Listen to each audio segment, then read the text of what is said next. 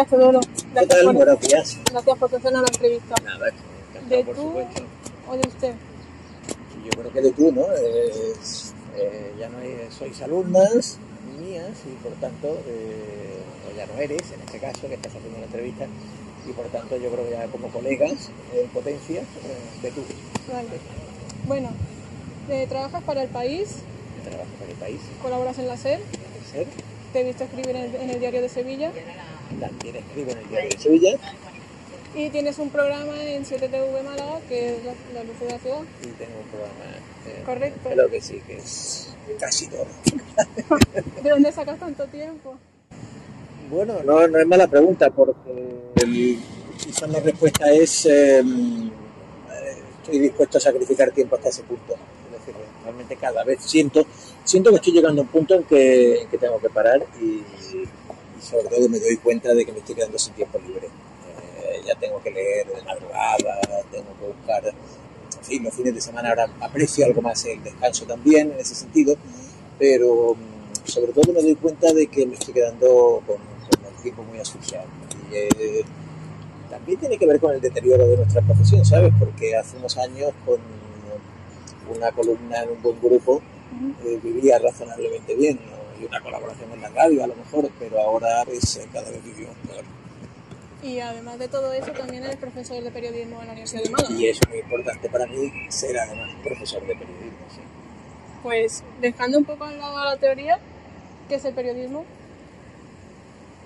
Bueno, yo creo que no sé por qué quieres dejar al margen la teoría, ¿no? La teoría yo creo que es importante, pero bueno, según tú. El periodismo, tal y como tú quieres, desprovisto de teoría, no es más que ejercer la profesión, es decir, colaborar con un medio de comunicación de masas, más o menos, masivo, y hacerlo, digamos, para cumplir algunas de las funciones que tiene atribuidas el periodismo, que son básicamente la de informar, la de interpretar la realidad o la de valorar lo que ocurre en la realidad. La gente cree o dice que los periodistas tienen que ser objetivos, pero ¿existe realmente esa objetividad? No, yo creo que ese es uno de los grandes problemas del periodismo, ¿no? El haber construido buena parte de su ideario en torno a un concepto inadecuado, que es el concepto de objetividad. Porque el periodismo es un trabajo de sujetos observadores de la realidad y por tanto el sujeto es subjetivo. Otra cosa es que el periodismo ha desarrollado una larga serie de técnicas, pero sobre todo una buena ética profesional con la que pretende domesticar esa subjetividad, ¿no? Pretende mantenerla a raya. Bueno, ese es también nuestro trabajo, lo es como informadores, lo es como intérpretes y lo es como columnistas o como opinadores, ¿no? Evidentemente como intérprete y sobre todo como columnista no se trata de ser imparcial como objetivo, se trata de ser honesto. En el periodismo siempre se trata de ser honesto, porque es una función delicada en la que los controles de seguridad son muy limitados y por tanto se depende mucho de los autocontroles que uno sea capaz de poner. Además de ser honesto, ¿qué 3 cualidades debería tener un periodista? Bueno, ¿qué 3? Yo creo que hay que ser rápido, evidentemente, porque esta es una profesión en la que apenas hay margen para casi nada. Tal vez algunos reporteros tienen un mayor recorrido, sus trabajos de largo aliento, ¿no? Pero yo diría que hay que ser rápido. Me has dicho que era parte de ser honesto, ¿no? Sí. Que había que destacarla. Bueno, si la quiere meter también. Yo creo que hay que ser lúcido. Es un término que utilizaba Albert Camus, que además de ser un gran ensayista y un gran novelista, fue un extraordinario periodista que hizo de la honestidad además una gran bandera.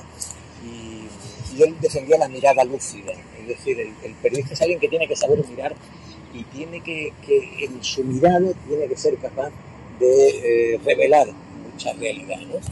Que no está a la vista automáticamente. Así que yo diría rápido, lúcido, y yo me resisto a quienes dicen que los cínicos no valen para este oficio, que es una frase que la autora de una larga entrevista hizo que recayera sobre Kapuscinski, pero que en realidad la frase no es de Kapuscinski.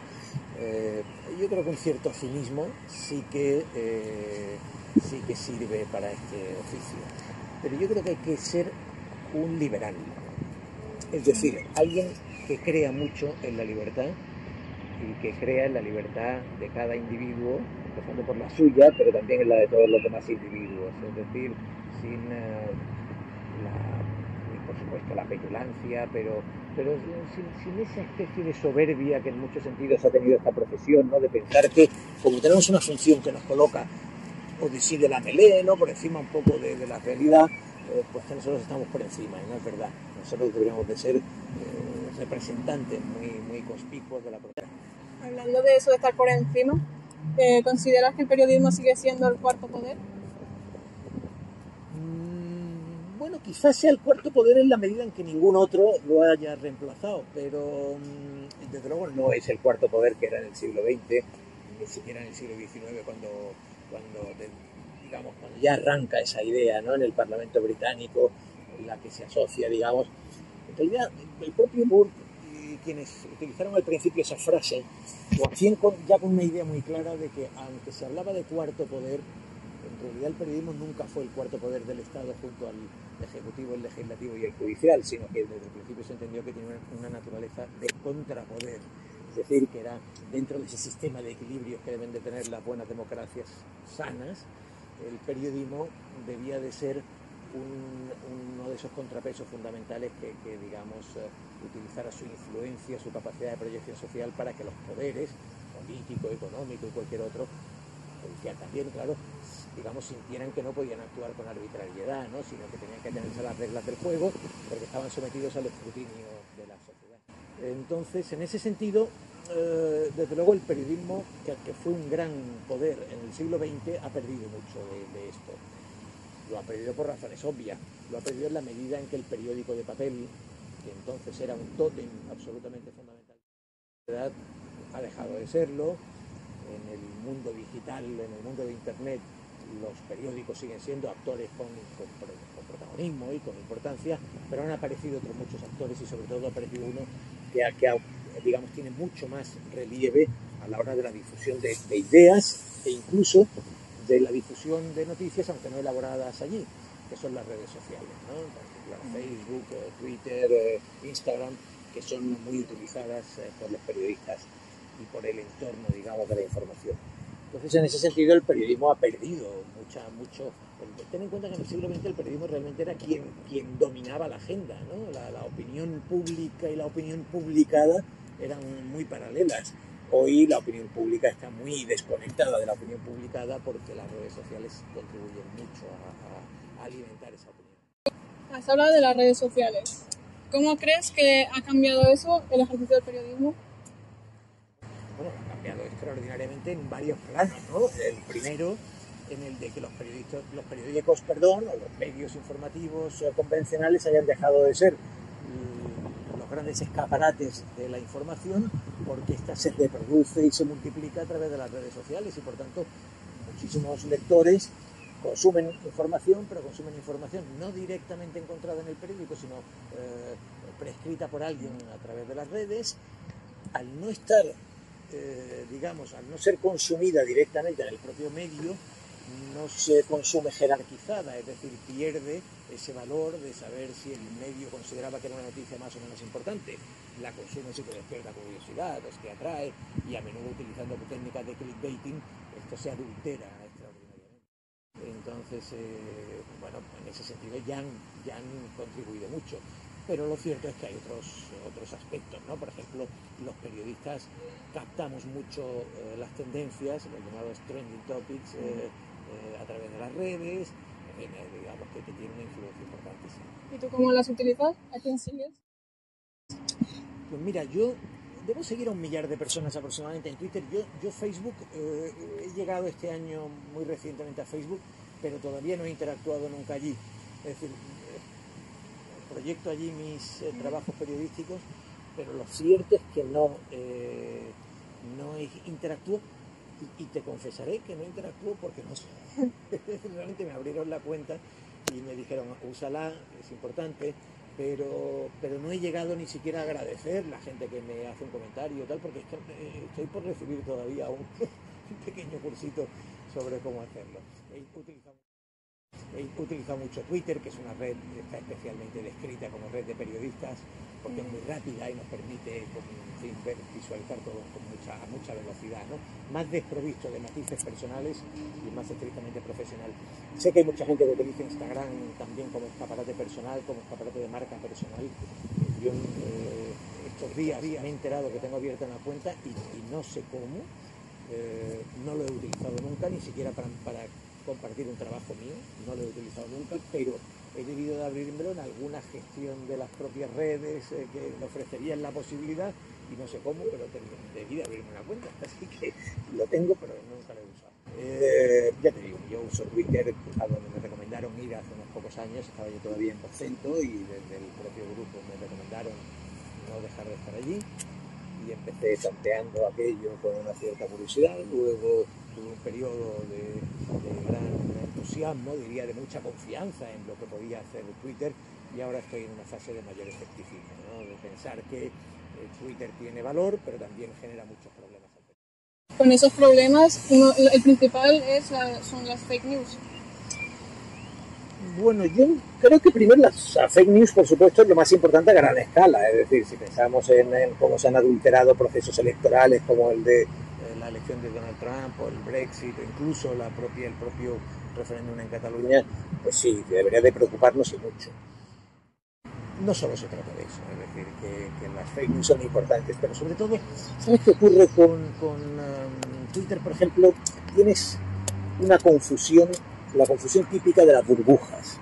Es decir, tú en Twitter sigues a alguna gente y puedes llegar a pensar que esa gente te están reflejando lo que pasa en la realidad, y no están reflejando lo que pasa en la realidad, están reflejando solo lo que pasa en el pequeño grupo de personas a las que tú sigues y has elegido previamente. Entonces, fíjate que es muy perverso, porque tú coges un grupo de personas, las sigues y luego te dejas engañar pensando en que representan a la realidad. No, solo te representan a ti.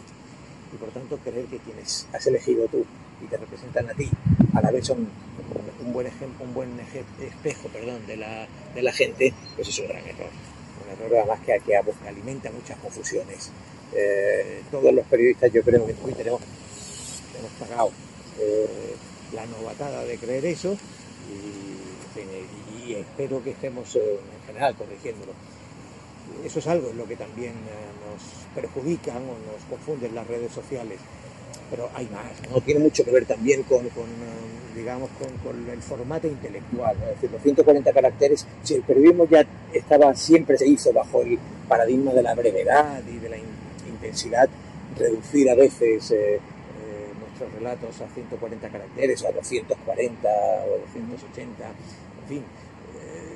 Yo creo que hemos llevado a veces demasiado lejos esto, ¿no? Es decir, de compartir cosas sin pinchar ni siquiera los enlaces, sino porque el pequeño tweet te parezca persuasivo, ¿no?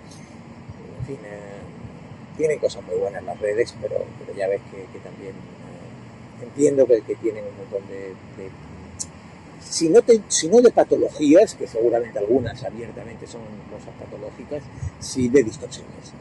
En Twitter abunda la gente joven, sobre todo, millennials e incluso post-millennials. ¿Consideras que hoy en día tiene una connotación negativa para el periodismo? ¿La denominación de millennial? Sí. Yo creo que sí. Hoy en la facultad tenemos un acto con Manuel Javois y con Jorge Bustos, uno nacido en el 78 y otro en el 82, si no recuerdo mal, y por tanto el del 78 es absolutamente millennial, y el del 82, ¿no? Que cumplía su mayoría de edad en el año 2000, en el 22 años, cumplía 22 en el 2000, y que es Manuel Javois, y el del 82, que sí cumplía 18, Jorge Bustos, es técnicamente un milenio. Y yo creo que si alguien pensara en Bustos o en Javois como millennials, estaría insultándolos, ¿no? ¿Por qué? Porque millennial ha llegado a asociarse a una generación a la que esa revolución digital lo dejó un poco en tierra de nadie y que ha sufrido mucho unas dificultades de acceso al mundo laboral muy grandes, pero donde también ha habido esos ninis de un cierto acomodamiento, porque eran hijos de unos padres que fueron un poco severos y que en general impusieron una norma de excesiva tolerancia en la que se perdió la capacidad de sacrificio y de tensión ante las dificultades del mundo profesional. Es decir, yo creo que no es porque vayan aparejadas a la palabra millennial. Millennial se refiere a una mera cuestión generacional, ¿no? Pero es verdad que se han ido adhiriendo esos matices negativos que seguramente hace que no le denominemos millennials a gente que sí lo puedan ser técnicamente, como ellos dos, ¿no? Así que espero que a través de ese ejemplo te haya respondido a la pregunta. Sí. De cara al futuro, a corto y medio plazo, ¿cómo ves el periodismo? Yo creo que se está haciendo un excelente periodismo. Es mentira la gente que proclama, ¿no? Los que entonces en el siglo XX sí que hacíamos gran periodismo. No. En el siglo XX lo que ocurre es que el periodismo que hacíamos se vendía muy bien y tenía un poder y un prestigio muy importante. Lo que se echa de menos es el prestigio y el poder, no la calidad del periodismo. Hoy se hace mejor periodismo que se hacía hace 30 o 40 años. Y se hace porque es mucho más necesario para sobrevivir. Entonces, casi que hicieras el periodismo que hicieras, se vendía. Entonces, bueno, yo creo que se está haciendo mejor periodismo, pero el problema bien conocido es que no hay un modelo de negocio capaz de monetizar el periodismo en el entorno digital. No sabemos todavía realmente cómo va a cambiar. Sí empezamos a intuir que Netflix o Spotify nos han marcado el camino, es decir, que el pago tiene que regresar porque si no hay dinero, no hay buen periodismo. Eso es seguro. Y ya para acabar, ¿cuáles son los nuevos retos a los que se enfrentan los periodistas hoy en día? Bueno, yo creo que realmente los retos son los mismos que siempre, como periodista, ¿no? Es decir, nuestro trabajo sigue siendo el mismo. El algoritmo no lo da la tecnología, el algoritmo lo da el oficio, ¿no? Y nosotros somos el algoritmo, realmente, cada periodista. Los retos son de la profesión y no de cada uno de nosotros, es decir, de las empresas informativas que sean capaces de encontrar y desarrollar ese modelo de negocio y que, bueno, digamos, a partir de ahí nosotros estamos a la altura y el periodismo, que para mí es un ingrediente absolutamente determinante de la cultura democrática, de la sociedad democrática, cumpla con su función y adquiera el sentido que en algunos aspectos, en este mare magnum de redes y de pérdida, digamos, de la referencia tradicional de los grandes medios, se ha quedado un poco difuminado, ¿no? Es decir, necesitamos volver a ver un periodismo bien definido en medios sanos económicamente para que la profesión funcione. Muchas gracias por la entrevista, Teodoro. Nada, un placer.